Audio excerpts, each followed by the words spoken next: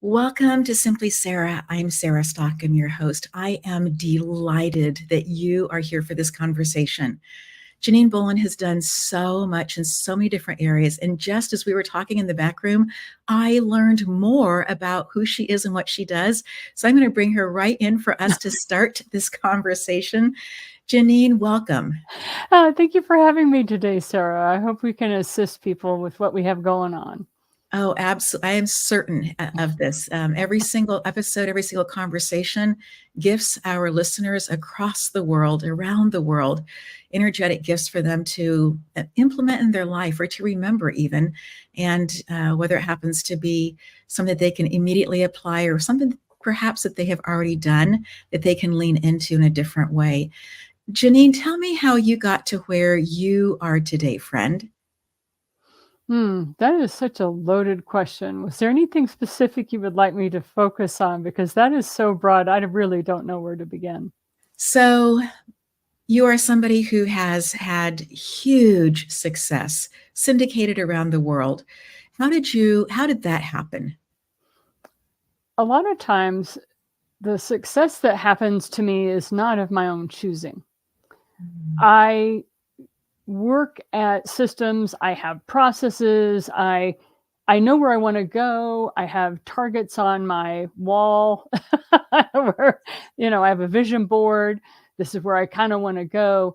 And because I'm so content with where I am, and I know a lot of people see contentment kind of has a bad press right now. It has bad press, like, oh, if you're content, you're not doing enough, or if you're content, and unfortunately, fortunately, I've been raised in so many different types of environments that I've learned that success for me is going to be so different from success that Sarah Stockholm wants versus different success for different people. But I've learned that if I'm really content with where I am, then opportunities literally do come to me as ways for me to continue to evolve. So when it came to this syndication, I was just plugging away doing my 4 podcasts, and I had the 4 different, shows. I had 3 clients that, so we were doing 7 podcasts a week for my clients and the ones I was running. And during that period of time, I was approached by 64, it was a collaborative of 64 public radio stations, and we're looking for content. Can we use yours?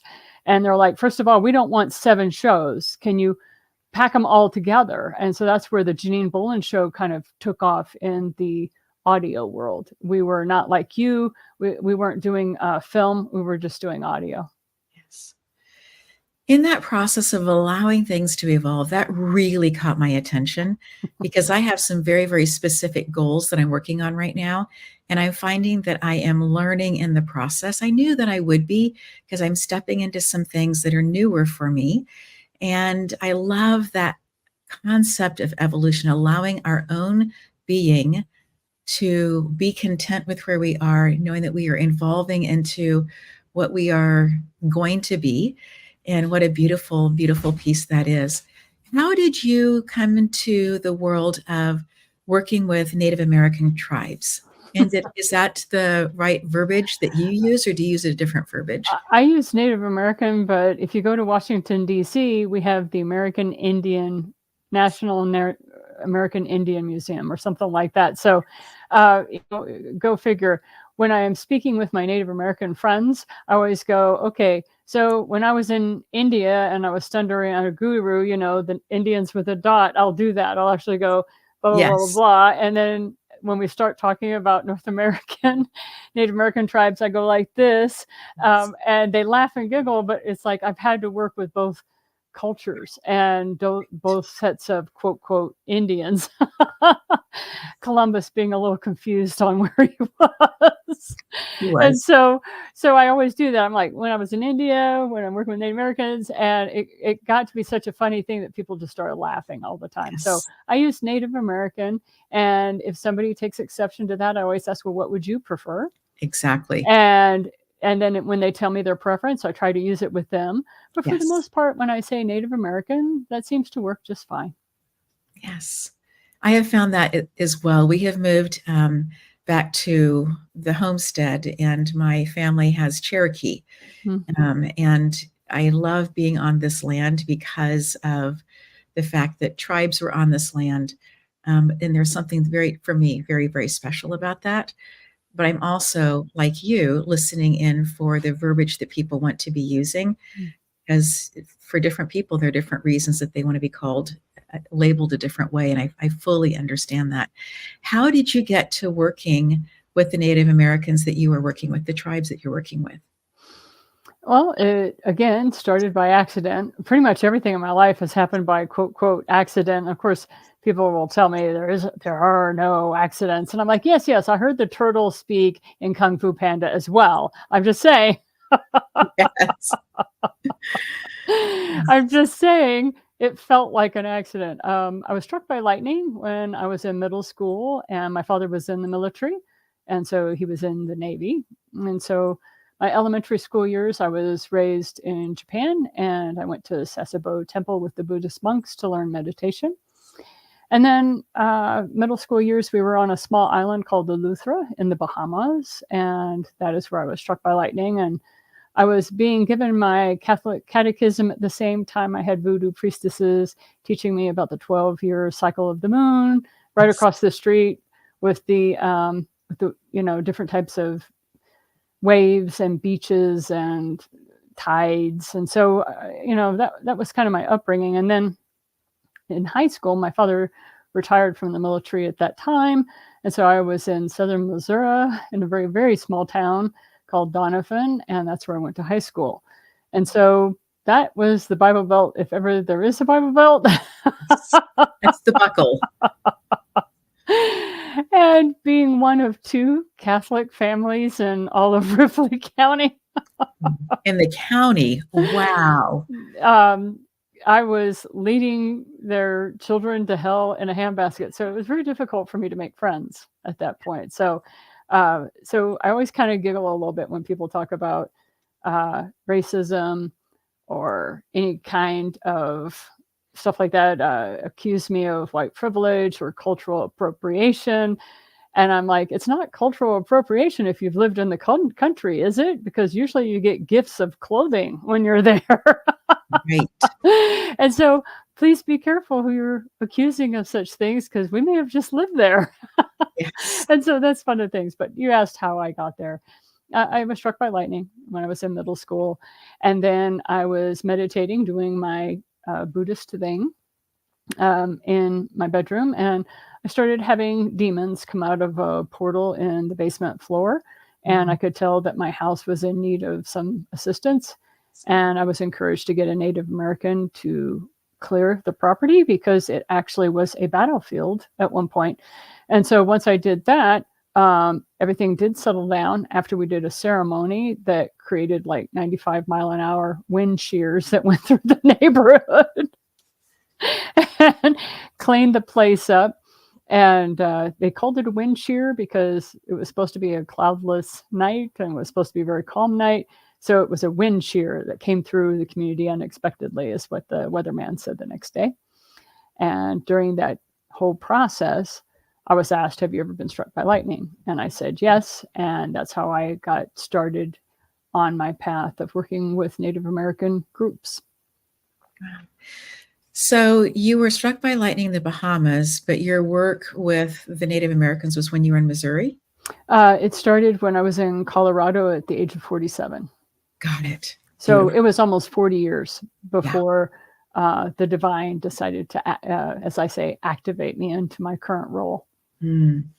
And I love the number 40, the 4 different seasons of that we have, the 4 different elements, the 4 different directions, and then that number 0, which adds, when you add it to, which we say is nothing, right? But yet when you add it to something else, exponentially makes it become larger. And so I love that you were talking about this almost 40-year cycle of being struck and then coming into that place where you stepped into the circle and said, okay, I'm ready to do this work, ready for this part of the process to happen. So when you are working with the Native American tribes, what is it that you are doing? One of the many facets of the roles that I work on is harmonization. It used to be during the age of Pisces that the role I play, or the role that I work, their job was to balance the energies of the tribe as they were in ceremony, as they were dancing, as they were moving about their circle. Okay.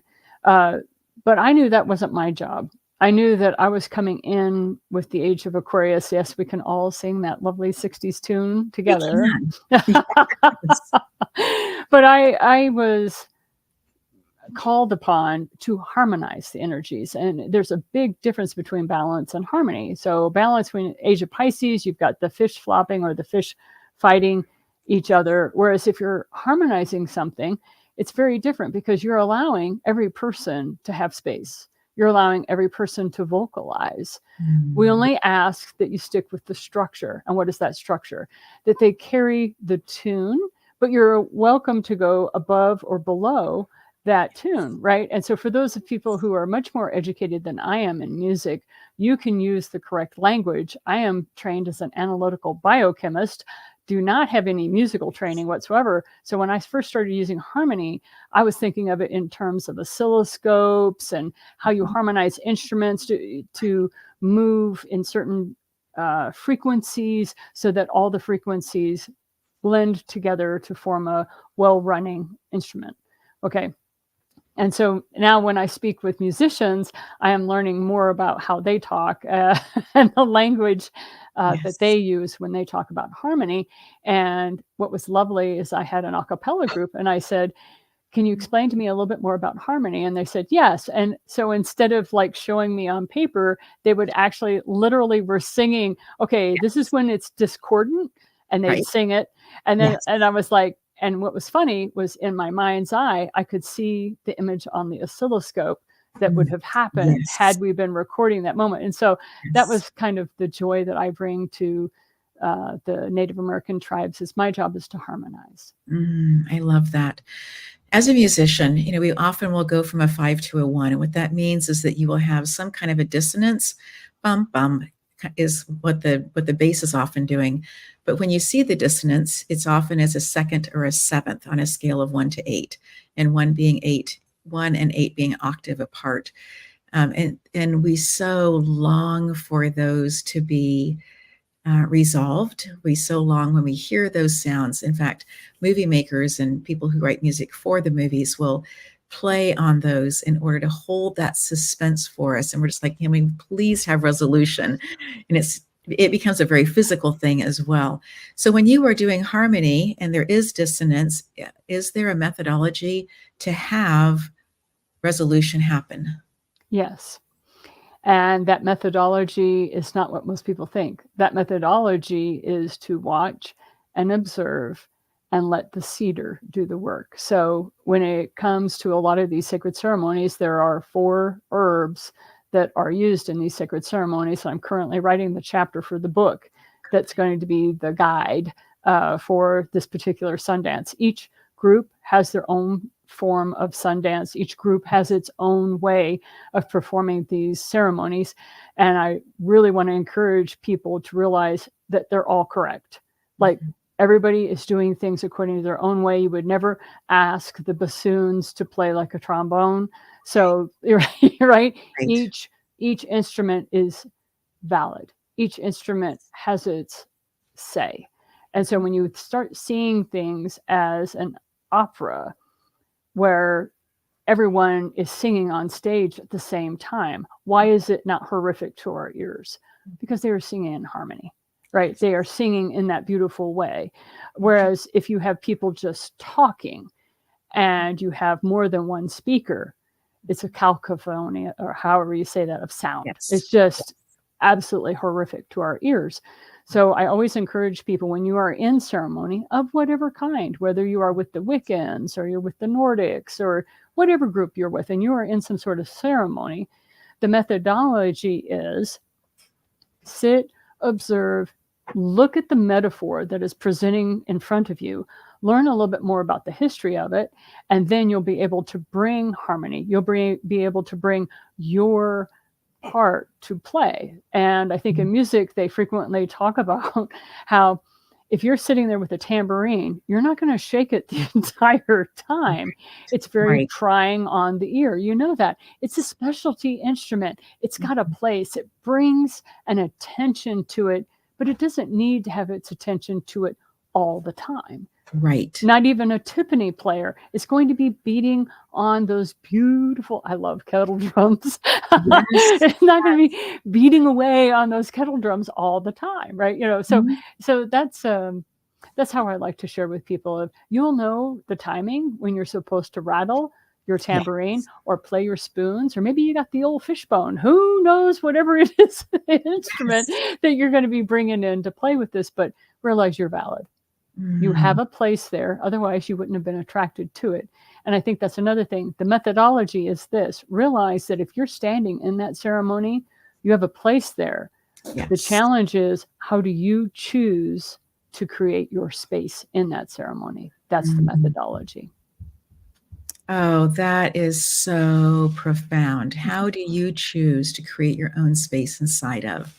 Mhm. So you have the dance that is happening, you have the community is together, and how do you as an individual create your space to be who you are, to have your own expression, and yet to be harmonizing with the Mhm. rest of what's taking place? Mhm.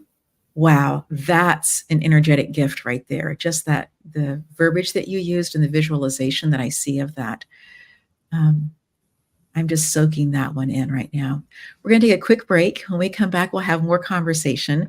But in this space of having this quick break, let's go ahead and thank our sponsors.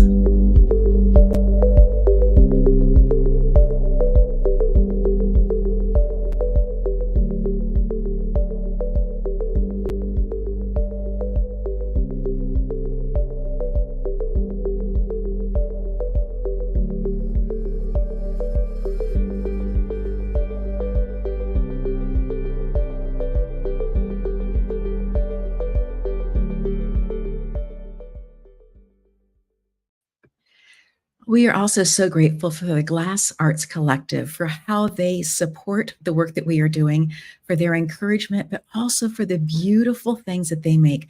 I invite you to go online and to go check out what they happen to have for sale. Every single piece is individually made, every single piece is unique. And I think that you're going to find something for yourself and possibly as a gift for somebody else at the Glass Arts Collective. In this space of having this conversation with Janine, we've been talking about how we as individuals can fit into the community. We've been talking about it through the lens specifically of a Sundance, of her working with different tribes. As you do this, as you bring people in, are there places that outsiders can come and observe and possibly even participate depending on the tribe? It depends on the tribe, and I can only speak to the Braveheart Sundance because that's the only one that I work in, because I was invited into that one. Um, One of the things I recommend is that if you're called or you feel a desire to be a part of a ceremony, then most of the time they're going to want some sort of participation from you, because to them, to sit and observe only Right. is to act like it's television.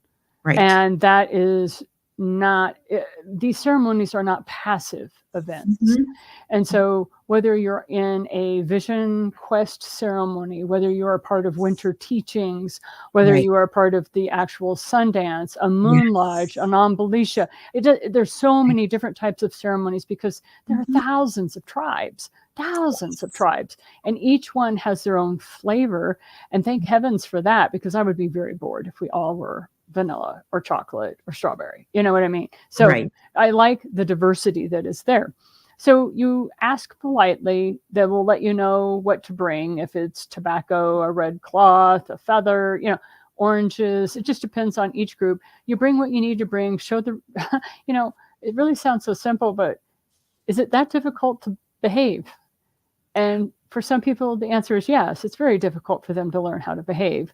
Whereas 90% of the people who very much want to be a part of this and want to participate are hesitant to move into that space because they don't know how to behave. Well, I assure you, there are plenty of teachers on this planet who would Yeah. love to have students who are open, Mhm. patient, passive, and receptive. Now, what do I mean by that? To be open means you're open to not necessarily correction, but guidance.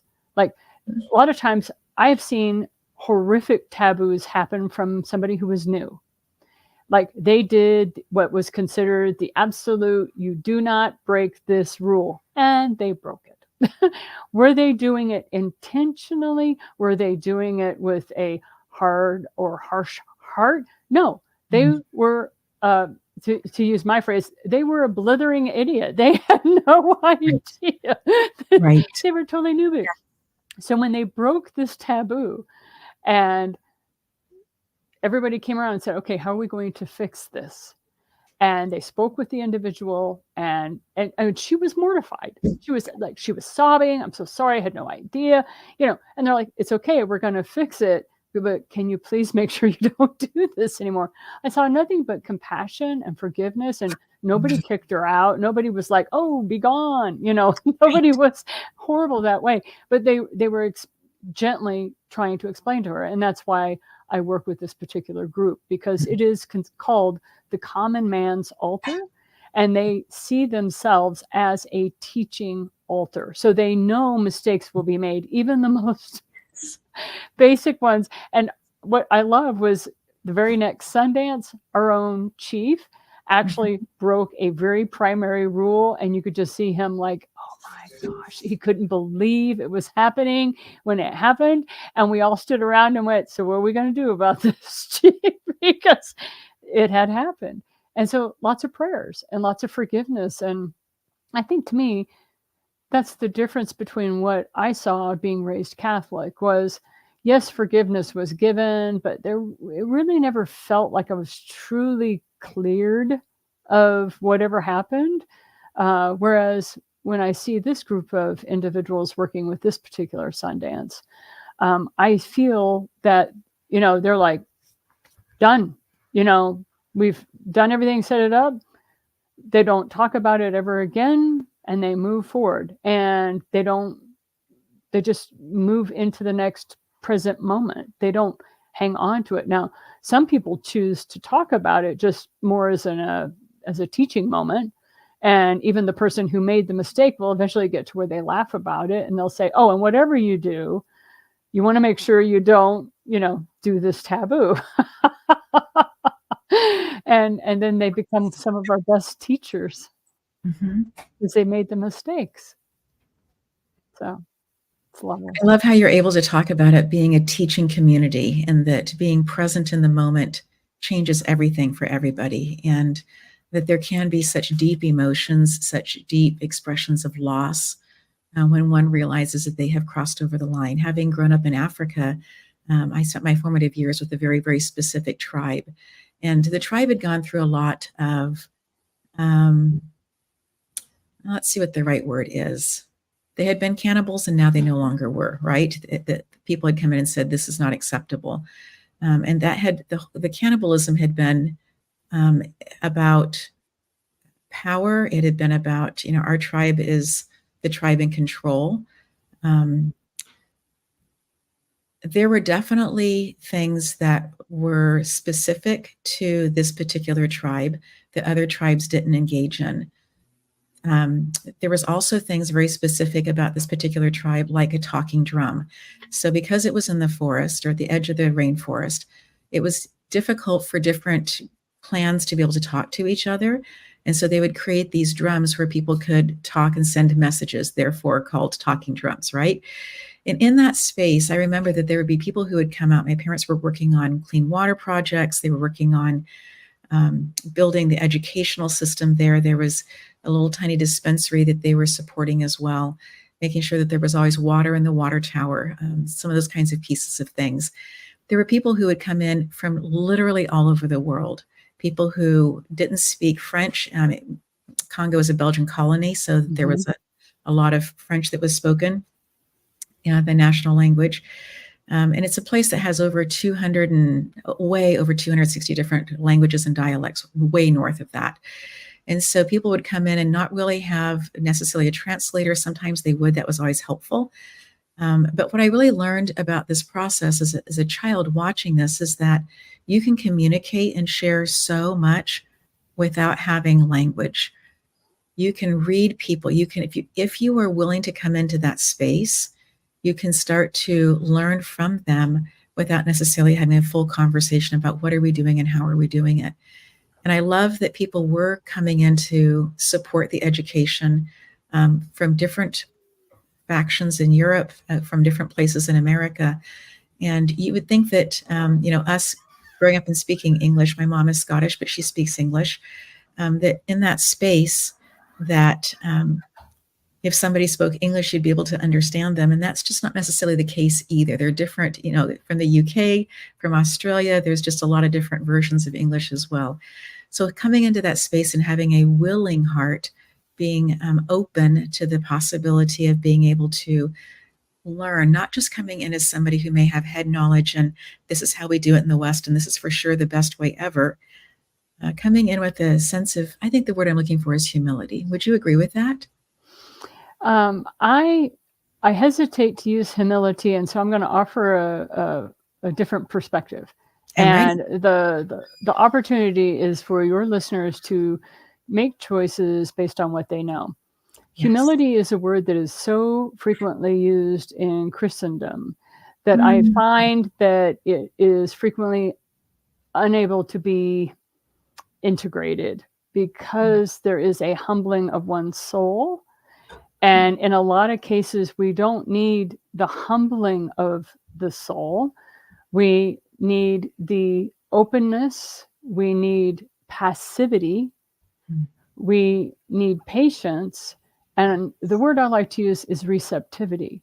If you're receptive, then you don't need the humbling. Yeah. Because if you're receptive, this means you're sitting there and you are actively engaged in what's going on around you. I like to share this with my masculine friends because my masculine friends are very situationally aware. They're processing whether there is a threat. Is this person coming toward me a threat? Do I need to protect the ones behind me? I mean, there's a lot going on in human-to-human interactions, especially when you're dealing with stuff like this, especially if you have a group of you that is together. And then for the feminine friends, I like to share with them, sit in your passive, patient listening. So a lot of people say, oh, that's active listening. I'm like, not really. Active listening is you are very much a part of an engagement of that conversation. When you're first moving into a space you are not aware, or it's very much a space of the unknown, you want to sit in that passivity. You want to be passive and receptive. And many groups call that walking in with the open heart. Yes. You are open, you are receptive, and you're moving at the pace of ants. Very patiently, you're trying to walk the trail of someone in front of you. You're taking the time to observe what is around me, and I need to stay to a specific path until I know that it is safe to move off that path. Your language is so healing for my heart. I'm loving it. I'm glad to hear that. And I'm loving that you're also very aware of how the outsiders who were interested coming in, for it to not be like a television show, to not just be sitting and watching, to be actively, and I love the picture of the path, because it's where I grew up, it was unkind to pass the person in front of you. We are all carrying rice. We all have it on our heads. We have the little circle on the top of our head. We have the bowl of rice. We're carrying it. And it's important that we stay together in rhythm, because the rice then won't be knocked off our head. But if we're going to try to be passing people up and that kind of thing, then it changes a whole lot of dynamics in terms of what's taking place with the tribe and the how people feel about each other, and that space. This is really taking a different space for me today as we're having this conversation, Janine. I'm finding myself really reflective. So I'm going to go ahead and just give you a softball question as I'm kind of processing internally for myself. And this is a gift that I'm giving myself to do this. Um, what do you see to be your next steps? You're writing this book, you're putting these pieces together. What do you see as your next steps? I am more than happy to answer that question, and I am willing to answer that question. But in this space, I think to me, what is most important is what are your listeners' next steps? What Mm, is important for you? As you hear these words of Sarah, as you listen to her mini shows where she is nurturing you in your current context, whatever that is, it is important that you have on your wall your vision board or your targets or a picture of something that you're moving toward, because we humans evolve best when we have somebody to love, we have work that is impactful, and we find ourselves doing things we enjoy. yes. So if you have someone to love and something to do and activities that are engaging, you will live a very long life. So how are you doing? How have you been? That's what Sarah and I are asking. How have you been? How you doing? I love your idea also of having a vision board or something visual that you can see. Not everybody is geared visually, but the majority of us are. And some people are much more kinesthetic. And so being able to create something for yourself that works for who you are, that is pulling you forward, or something that you are leaning into. Something that I've noticed also is some of the people that I have had the absolute privilege of walking life with are people who their family of origin just thought that they were odd, just didn't go, oh, you fit into this family really, really well. And that their formative years were years where they were trying to figure out, how can I be who I am and yet still be part of this family? How can I feel valued? How can I feel loved, knowing that I am of a different cloth, so to speak? And so, in this space of having these goals, knowing that we're moving into something, I just invite our listeners to be considering what your favorite way to see the future. I use that word very intentionally, but to be able to look into the future to see what it is that you are creating. This space right here is the first space where we as we begin creating with the creator. We begin to see what our future could look like. We begin to put those pieces together. And I really appreciate Jim Rohn, who was an incredible business philosopher here in America. And Jim Rohn would talk about, the soil is fertile. What kind of seeds are you planting to it? And so, what kind of thoughts are you planting into your future? And I know that for myself, I have to go weeding my negative thoughts out sometimes, right? That one doesn't serve me and that's not okay. Or I feel like that one's holding me back. And if I choose a different thought or a different way of looking at things, perhaps I'm able to start to see the vastness of possibility, to live inside of the vastness of possibility rather than living into a life that feels confined by what other people tell should or should not be done. Have you experienced that yourself, or have you seen that in other people? What aspect of the 5 that I was listening to? I'm sorry. The aspect of choosing to see the future and choosing to take the weeds out as you have your vision board, or it's a Mm, kinesthetic kind of a thing, or you have salt that you're drawing in daily, or maybe a rice plate that you're drawing in for kinesthetic, being able to be weeding those negative ideas out, the limiting ideas out. mhm.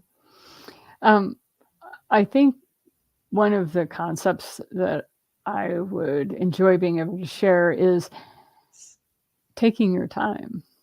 This planet tries to rush you. This planet tries to get you thinking that you're not doing enough and not going fast enough. And it's not Mother Earth who's doing this. She has her own pace. She has her own drumbeat. The talking drum is one thing, but you also have the heartbeat drums where they pick up on how the heartbeat of Earth is moving.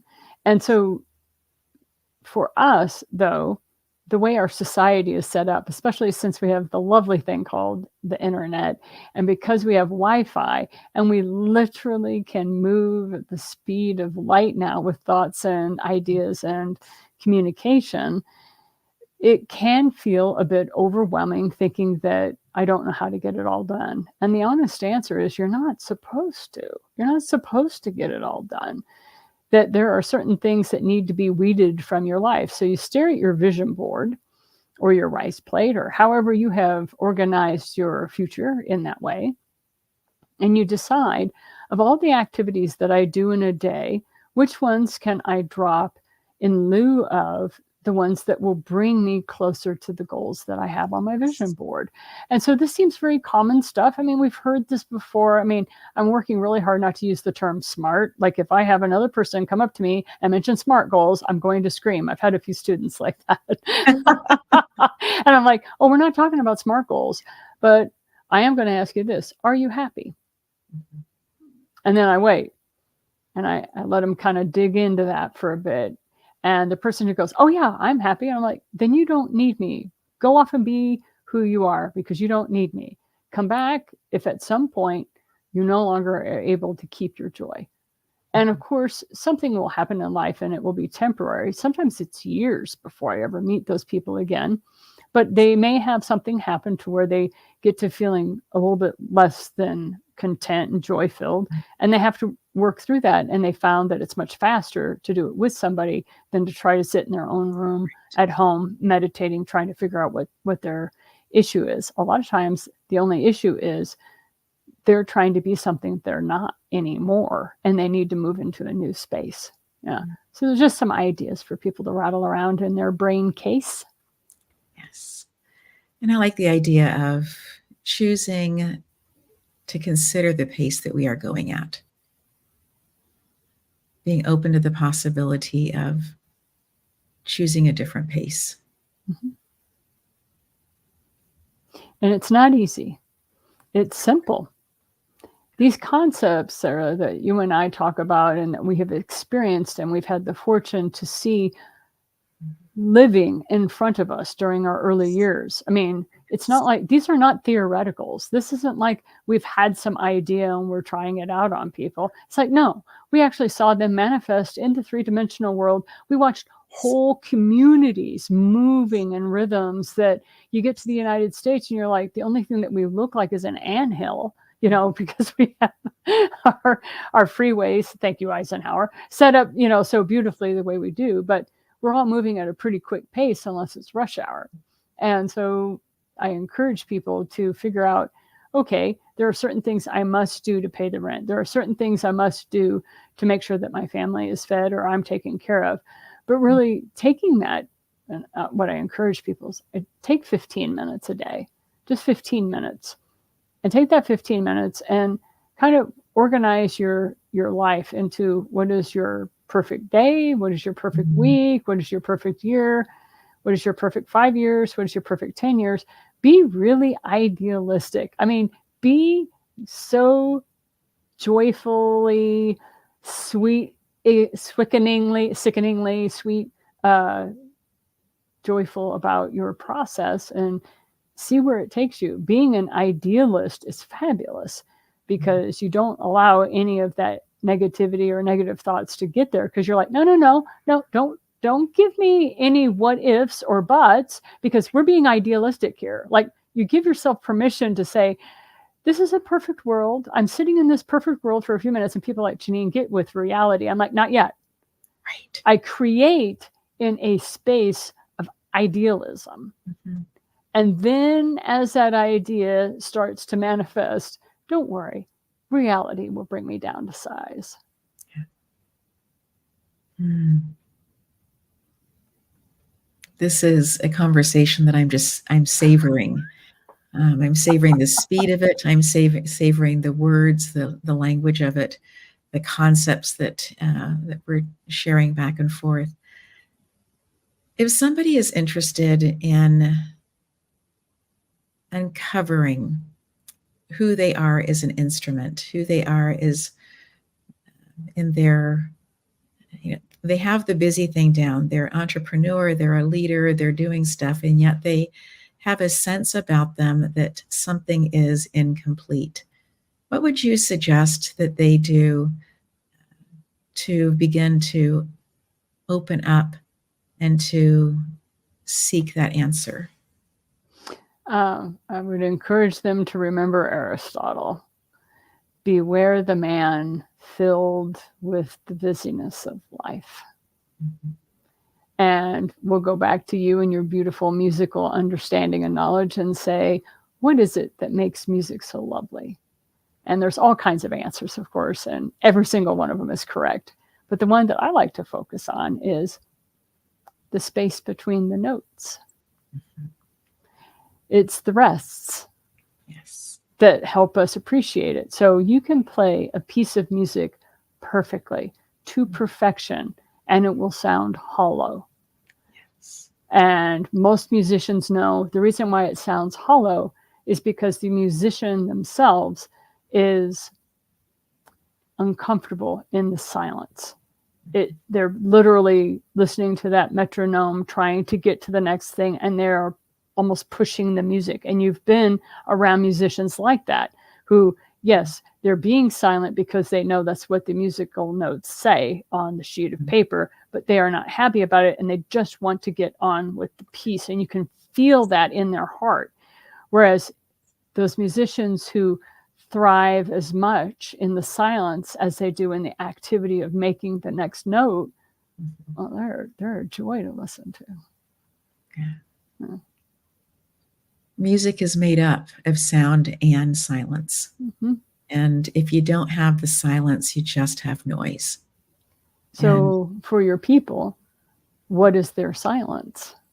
The yes. busy life are all those beautiful notes. And I don't want to denigrate any of the activities you're involved in or any of the things you're doing. You wouldn't have chosen them if you didn't think they were important to you, right? Right. I So, mean, it's so don't feel like there's anything happening here other than the request that you take the time to enjoy your silence as well. Because this society, if you live in North America, especially if you live in the United States, um, it really doesn't like it if you hang out by yourself somewhere and you're in silence. You're supposed to be an extrovert and hanging out with the rest of us and making noise and playing games. Why are you sitting by yourself in silence? In our society, it's either you're mad, you're angry, or you're pouting. yeah. They don't have a positive attribute to that activity. So I encourage people to do that. When possible, if possible, I encourage people also to get away, and whether that happens to be just for 3 hours or if they can get away for more than that, just to be able to listen and to do that at least every 90 days, more often if possible. And sometimes you won't hear anything.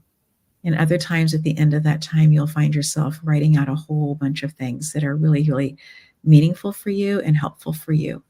And this weekend, I'm going to be doing that. And I'm so excited to be going away and just taking some time to be near water, because that's what works for me, and to listen and to take in.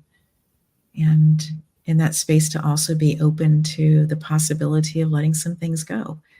And what does that look like? And is now the time? And to just be able to be open to consider it. And I love that rhythm, that space.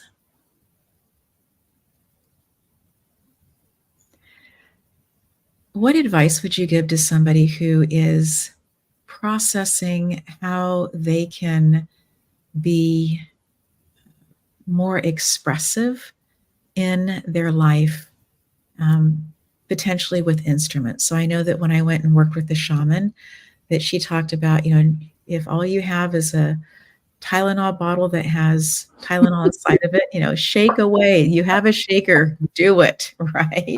You don't need to go buy the buffalo drum. You don't need to, to have the different things. What would you say to somebody who is interested in finding their instrument or playing with music in some degree, expression? when somebody wishes to evolve, when somebody has a desire to be more, because we're already perfect, so in our creation, but now we're wanting to become more, whatever that looks like. There are 5 questions pretty much every shaman will ask, and the first one was, what are you eating? What is it that you're eating, and are you happy with what you are eating? The second one is, how's your sleep? Are you sleeping in a way that is helpful to you? The third one is, who do you live with?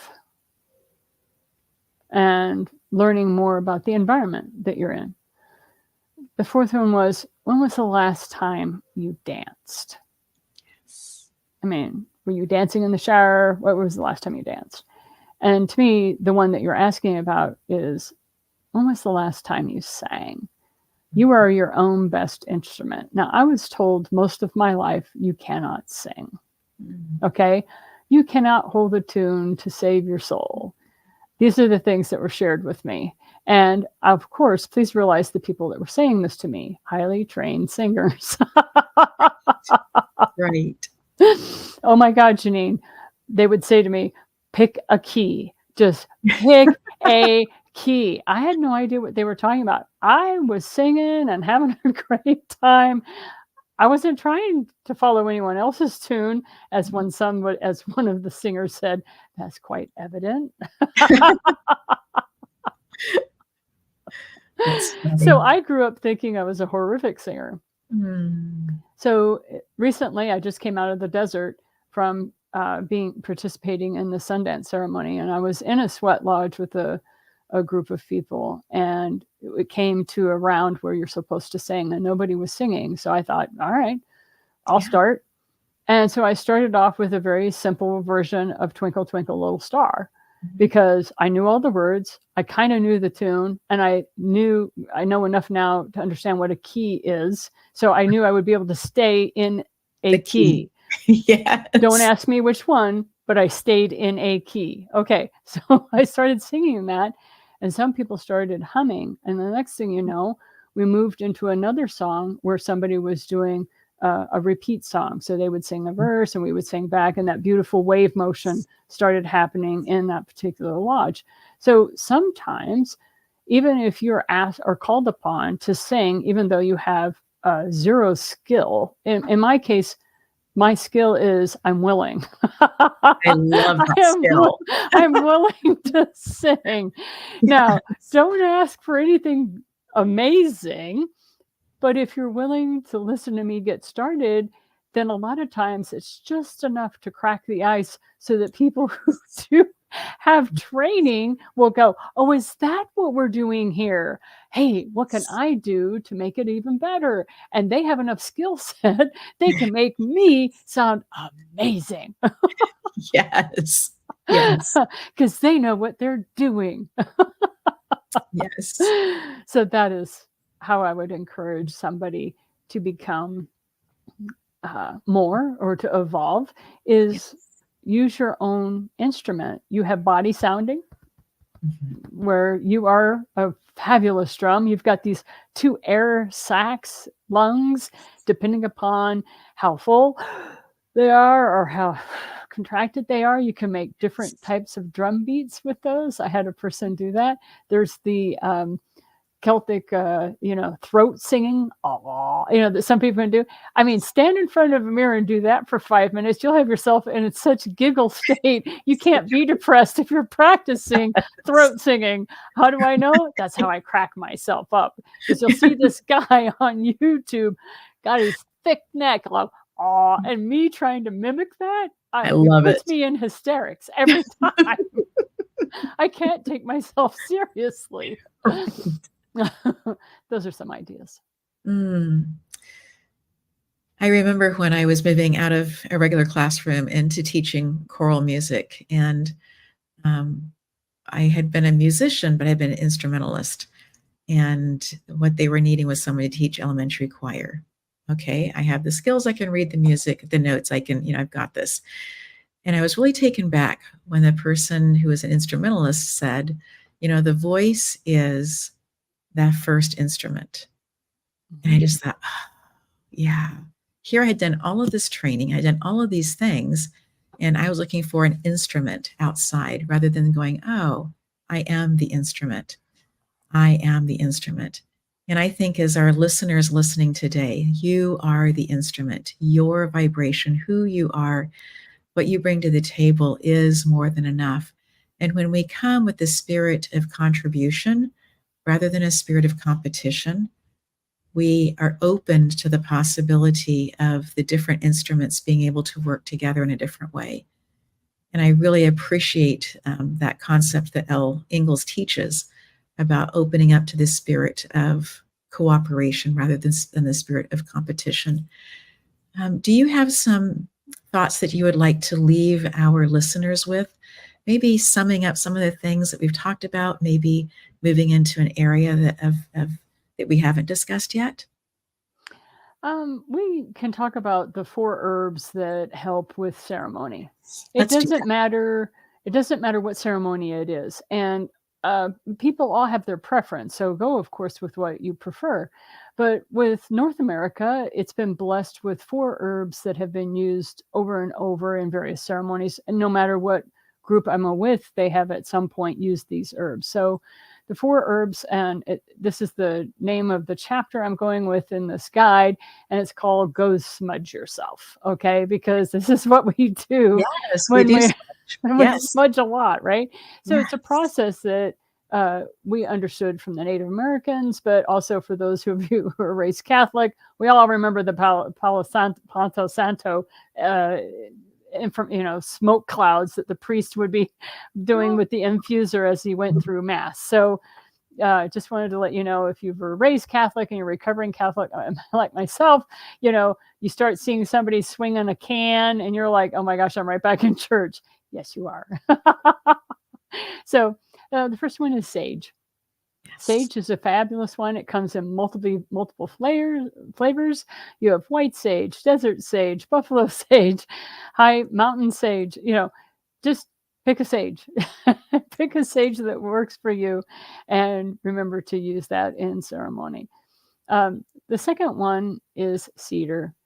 Mhm. Cedar is a strengthener, and I am not going to tell you what each one of these herbs is because depending upon the ceremony, they use it Yes. in different places and different times. But if you would like to be somebody who is open, receptive, patient, and passive, and you go to any ceremony, you can offer these four herbs at different places, and they're almost always a shoe in. They're almost always a, oh, thank you for the offering. Okay.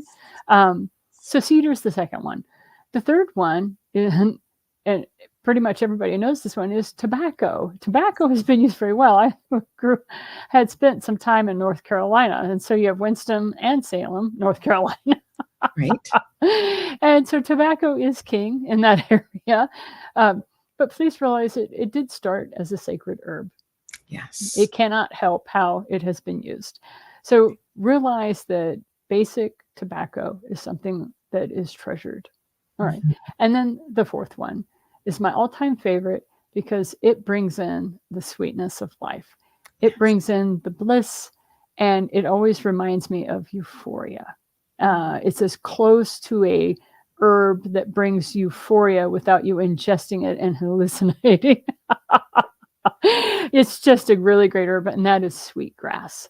If you haven't Yes. had an opportunity to smell sweetgrass while it is burned as an offering, I Mhm. recommend you buy just one braid of it or a small amount of it so that you understand why sweetgrass is revered and is often used over babies, why it's often used as blessing of an altar.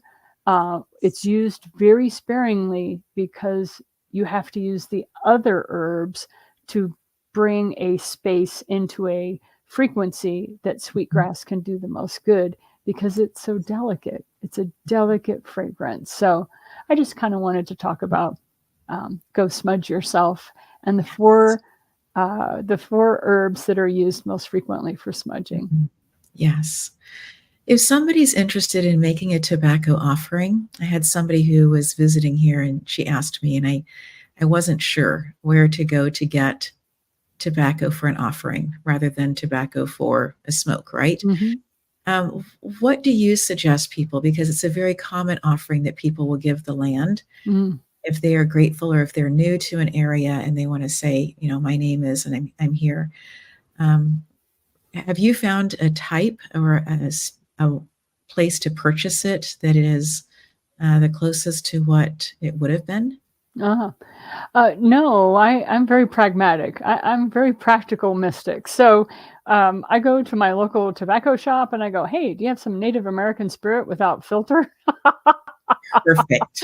And then they hand me the pack of cigarettes. I hand them the way expensive price for that pack of cigarettes. Yes. And I realize that the divine only needs a pinch. So I take Right. a cigarette, I take a small pinch, and I do that ceremony. And so I only use one cigarette. And then a lot of times I run into people when I'm in the middle of doing something like that. And so I end up handing out these Yeah. cigarettes to everybody. And so people are like, I thought you didn't smoke. I'm like, I don't. These are my tobacco offerings. These are But gifts. you can Yes. also get loose leaf tobacco in a big bag if you're having a ceremony. In this case, with the ceremony I just came from, we had 147 people there, so we needed the bigger bags of tobacco. We Yes. had a storage bin like you use for putting Christmas ornaments in at the end of Yes. the yeah, filled with cedar that had been drying. Because we had so many people at that ceremony, we were using bins of these Yes. protective and sacred herbs. Yeah. It's beautiful. Beautiful. Janine, this has been a remarkable conversation. For the people who don't know, before we got on and began recording, there was a lightning strike here that took everything out for a couple minutes. I think it's so interesting that you started this story by sharing that you had been struck by lightning. So, for all of the energy that's inside of the lightning, we say thank you. And for the opportunity to be able to record today, even with the storm, we say thank you. And I'm just so grateful for you sharing. And if people are interested in following you or getting more information or reading what you have written on the sacred herbs, those things will be in the show notes. So thank you, friend. It's lovely seeing all of you and many blessings. And thank you for allowing me to be a part of your journey today. Absolutely. And with that, we say thank you so much and blessings upon blessings.